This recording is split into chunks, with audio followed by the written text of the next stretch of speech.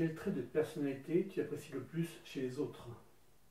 Moi, chez les gens, ce que j'aime bien, c'est le vécu. Parce que j'ai toujours.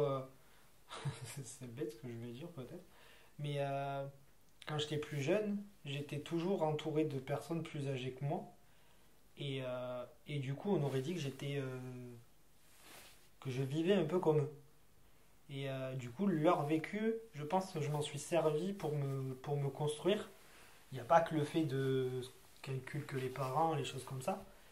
Mais, mais je pense que le vécu des gens, c'est un truc qui me permet d'avancer et qui me permet de dire ah ben ils ont fait comme ça a fonctionné, pourquoi pas le refaire quoi. Après, personnellement, je vois pas ce qui pourrait. Après, c'est sûr que je me vais plus me rapprocher de quelqu'un qui est joyeux, de bonne humeur, des choses comme ça, que quelqu'un qui va être trop dans le, dans le négatif. Je vais pas dire dans le négatif, mais qui voit toujours un peu le truc faux. Enfin, je sais pas comment expliquer. Toujours un peu les idées noires, toujours s'occuper des autres avant de s'occuper de soi. Euh, ouais, mais enfin, quand je vais rencontrer des gens ou quelque chose comme ça, c'est toujours voilà, la bonne humeur, le vécu de la personne. Voilà, j'essaie de m'intéresser au vécu des gens. Et puis voilà, quoi, ouais, je vois que ça, quoi. Et un peu le grain de folie.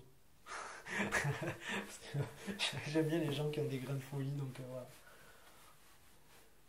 Honnêtement, j'aime pas les gens qui.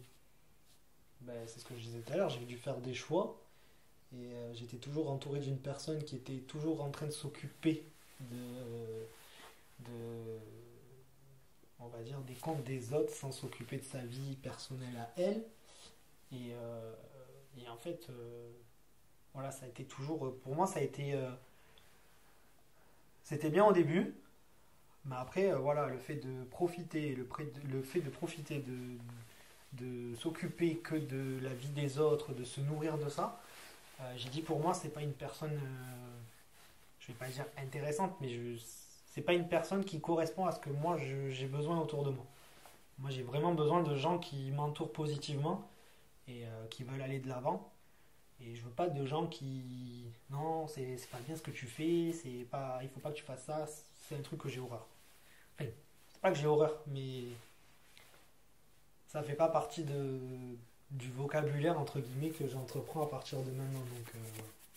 Qu'est-ce que tu attends d'une relation amicale? Qu'est-ce que j'attends d'une relation amicale? Euh, ben, pour moi, un ami, il faut qu'il soit là comme dans les bons, comme dans les mauvais. Pas toujours pas toujours être là quand c'est que les bons moments, quoi. Après, dans les relations amicales, j'ai horreur des gens qui veulent profiter. Ça, c'est un truc que je supporte plus en fait. C'est pour ça que tout à l'heure je disais je suis trop généreux, effectivement, mais là je commence maintenant à vrai dire à cloisonner certaines portes de, sur l'amitié en fait. Il y a eu, euh, il y a eu beaucoup de changements à l'heure actuelle, donc voilà. Après une bonne relation amicale, ouais, il faut être là comme dans les bons, les mauvais moments, euh, dans le partage, bon, des fois conseiller aussi, des fois c'est bien d'être là pour la personne qui a besoin. Comme je disais, les amis, il faut vraiment que ça soit, il faut qu'ils soient là pour toi. Il faut il faut que, voilà, les moments durs, les moments, c'est pas toujours les moments faciles qu'il faut faire, qu'il faut être là, pardon. C'est un travail sur soi aussi. Moi, j'arrive pas à m'ouvrir comme certaines personnes sur des sujets totalement différents. Mais après, je suis quelqu'un qui garde tout en moi et puis j'ai besoin d'extérioriser ailleurs. Je me fais engueuler souvent des fois. Mais voilà, après moi j'ai un travail énorme à faire sur moi, c'est que faut que j'arrive à m'ouvrir à plus aux gens. Euh, je le fais, enfin, je vais le faire quand c'est les bonnes raisons, on va dire. Mais quand il y a des choses qui me vont pas ou quelque chose comme ça, je garde en moi et voilà quoi. Mais c'est ça qu'il faut que j'arrive à extérioriser et que là, à l'heure actuelle, je ne pouvais pas faire. Je l'ai fait avec une amie à moi, ça commence à fonctionner. Donc on verra par la suite comment ça va se passer. Bah moi je les vois fidèles, mes amis, ils sont confidents pour moi. C'est voilà, je peux me confier à eux. Enfin, je me confie. Je me confie en disant que tout va bien, alors qu'en fait c'est tout l'inverse. Alors que eux derrière, ben moi ça va pas, j'ai des trucs qui vont pas, des choses comme ça. Donc je vais être là à faire entre guillemets l'éponge pour dire tout va, ben non, t'inquiète pas, ça va aller, je vais essayer de te trouver des solutions, des choses comme ça. Mais moi j'arrive pas à dire mes problèmes réellement. Moi je dis toujours oui, ça va. Mais je m'arrête là, je vais pas dans le détail de plus et je trouve que c'est ce qui me manque à l'heure actuelle. Mais après, c'est surtout ouais, niveau ami, niveau relation amoureuse, des choses comme ça. Je suis pas quelqu'un qui va me lâcher directement. Et voilà quoi. Après,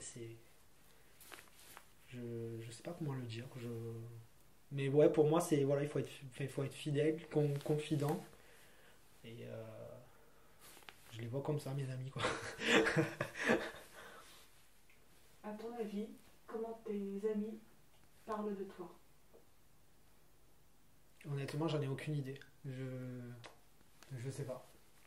Je C'est vrai que des fois c'est une question que je me pose, je me dis est-ce que moi je dis que c'est mes amis, mais est-ce que eux ils sont vraiment là pour moi? J'ai jamais posé, je me suis jamais posé la question en fait, donc à voir. Peut-être une des questions que je poserai la prochaine fois peut-être, mais j'ai jamais posé la question.